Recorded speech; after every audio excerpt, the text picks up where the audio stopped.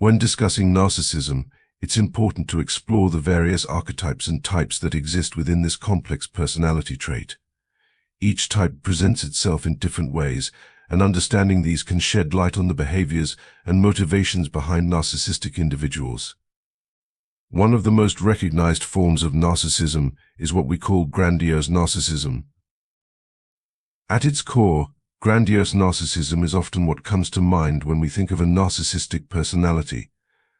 These individuals exude a sense of arrogance, are typically self-important, and have a tendency to demand attention from others.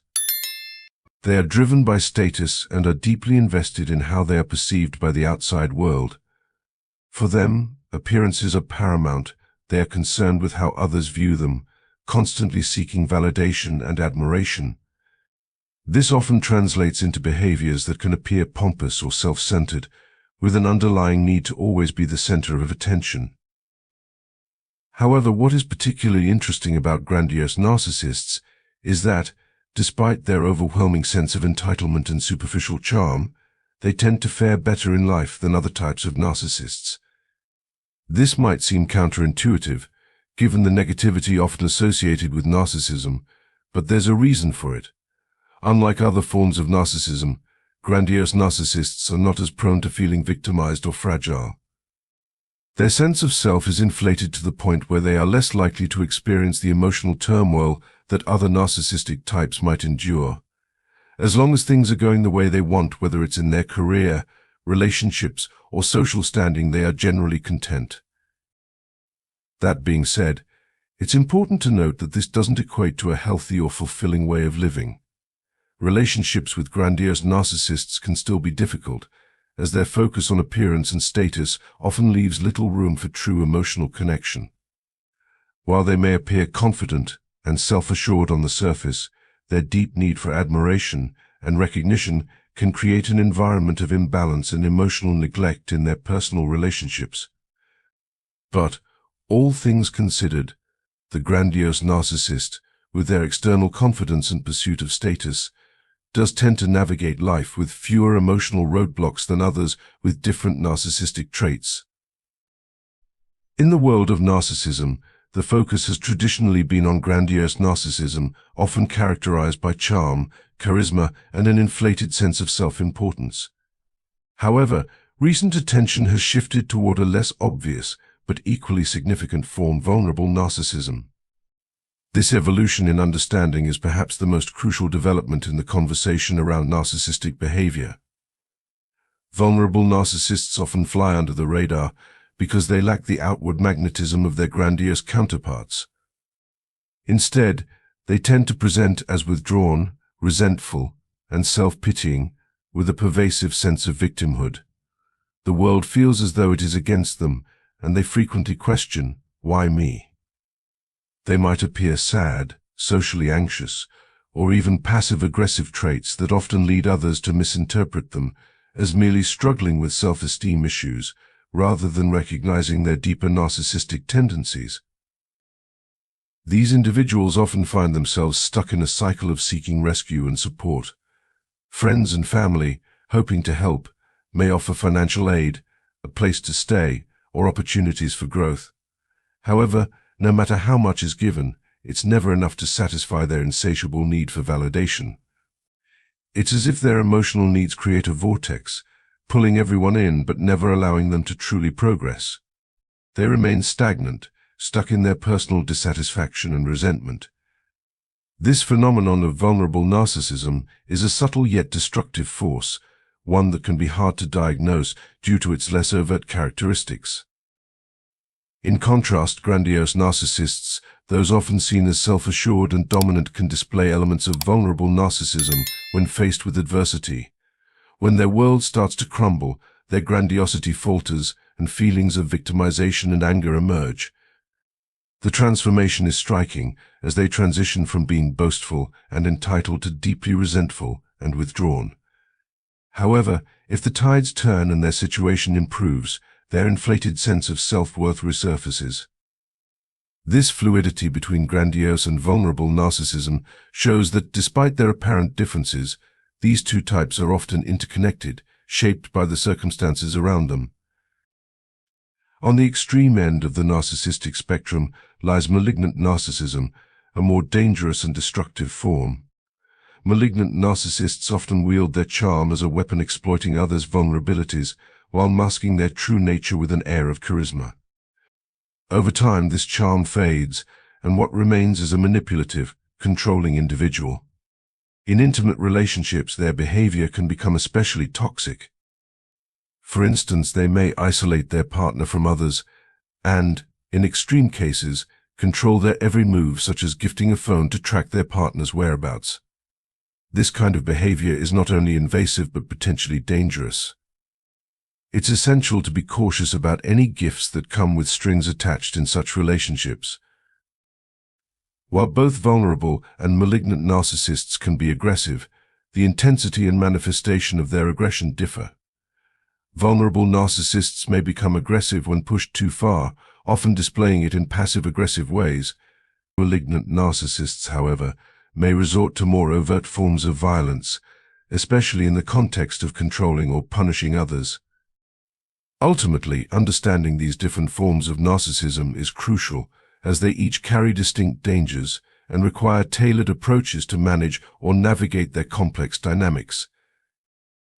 In exploring the complexities of narcissistic personalities, we encounter several distinct types, each exhibiting their own form of manipulation and emotional control. One such type is the communal narcissist. On the surface, they appear as selfless and humanitarian, dedicated to saving the world and helping others. They bask in the validation of being seen as generous, always eager to present themselves as a force for good. However, beneath this facade lies a darker side. When their efforts are not met with sufficient praise, the communal narcissist becomes irritable and angry, often directing this rage toward their family members.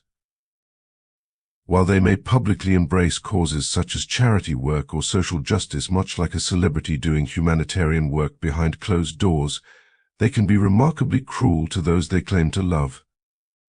At the extreme, this behavior can escalate to the point where the communal narcissist resembles a cult leader, exercising control over their followers. On a milder scale, they may appear as the domineering PTA mom who pushes others to their limits.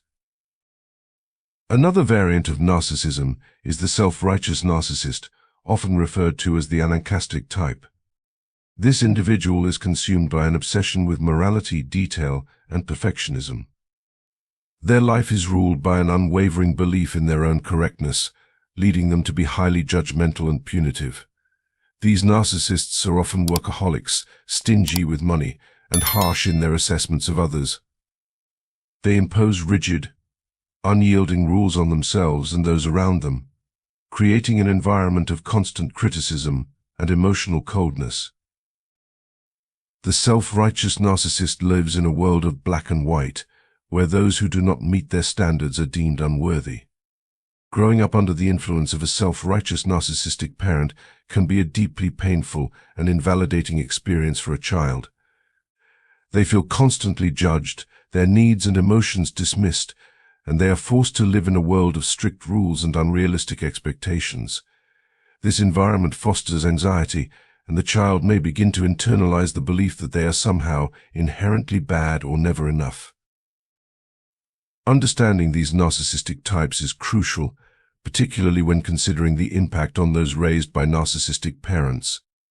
Children in these environments often internalize the blame for their dysfunctional relationships.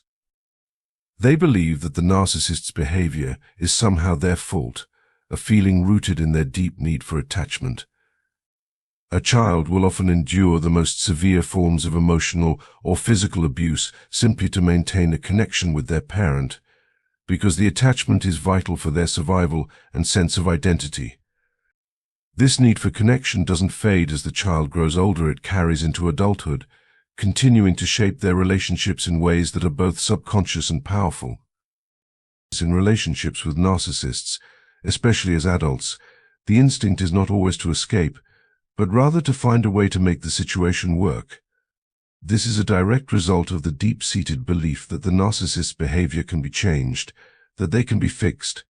Over time, the narcissistic parent shames the child's emotions and needs, teaching them to shrink themselves, to make themselves smaller in the face of criticism. This self-shrinking belief system doesn't end with childhood, it becomes a pattern that persists into adulthood. In intimate relationships, individuals who were raised by narcissistic parents may continue to minimize their own needs and desires, fearing that if they fully express themselves, they will be rejected or unloved. They may believe that to truly connect with others, they must diminish their own identity, further perpetuating the cycle of self-doubt and emotional suppression. At the heart of all of these narcissistic dynamics lies a fundamental truth: those who are raised in these toxic environments often grow up with a warped sense of self, shaped by constant judgment, emotional neglect, and an overwhelming need to prove their worth. Healing from these experiences is possible, but it requires acknowledging the deep scars left by such relationships and learning to reclaim one's sense of self outside the shadow of narcissistic manipulation. A narcissistic person, regardless of how smart or talented they may seem, operates from a place of self-interest. They might appear charismatic, even charming at first, but their lack of empathy makes it clear that their focus is solely on themselves. This reality can be difficult for many to accept, especially for those who believe that intelligence and kindness must go hand in hand. But the painful truth is that the narcissistic individual simply doesn't care. They don't concern themselves with how their actions affect others. Understanding this is key, not just for your peace of mind, but also for how you navigate your relationship with them. When you're in a relationship with a narcissist, it's crucial to recognize certain red flags. One of the most telling signs is the absence of empathy. A narcissist won't be moved by your emotions, they might mock or belittle them instead. Gaslighting, where they distort reality to make you question your own perceptions, is another common tactic. If you see these behaviors, it's time to take a step back. Protect your emotional well-being by limiting your engagement.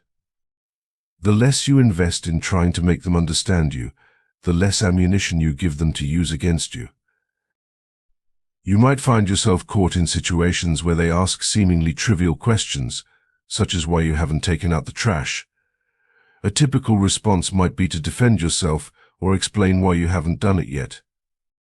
But here's the thing: narcissists aren't interested in the facts. They aren't trying to understand your side. What they want is to pick a fight, to make you feel small and inadequate. So, when they ask you why you haven't done something, a simple okay is often the best response. Don't engage in a lengthy justification. They won't listen, and you'll only end up more frustrated and hurt. Remember, it's not about the trash, it's about control. Many people struggle with the idea of not defending themselves, feeling the need to explain their actions, their intentions, or their feelings. But as painful as it is, sometimes defending yourself against a narcissist is futile. You're setting yourself up for gaslighting, being talked over, or worse, being humiliated. So, while you may feel compelled to share your perspective, it's important to recognize that with a narcissist, that will only lead to emotional harm. You might want them to hear you, to understand you, but they are not listening. At times, this realization can be deeply saddening. People often express a sense of loss when they realize that, if they don't want to constantly fight, their conversations with their narcissistic partner might revolve around trivial topics like the weather or what's happening on the weekend. It feels empty, and the grief is real. But this is the reality of living with a narcissist, a relationship stripped of depth, meaning, and emotional connection. It's not the relationship you envisioned or hoped for, but it's what you're left with. This is where radical acceptance comes into play. You can choose to stay, but you must accept that the relationship will never be what you truly need it to be. It will never be the deep, intimate bond you crave. It will never offer the emotional support you might have once hoped for. The person who should stand by you during tough times simply isn't capable of doing so. Instead of leaning on them in moments of crisis, whether it's for emotional support, medical appointments, or personal struggles, prepare yourself to find strength elsewhere. Who are the people in your life who can offer that support? When you face life's inevitable challenges, it won't be the narcissist who shows up for you. In the end, the grieving process is an essential part of this journey.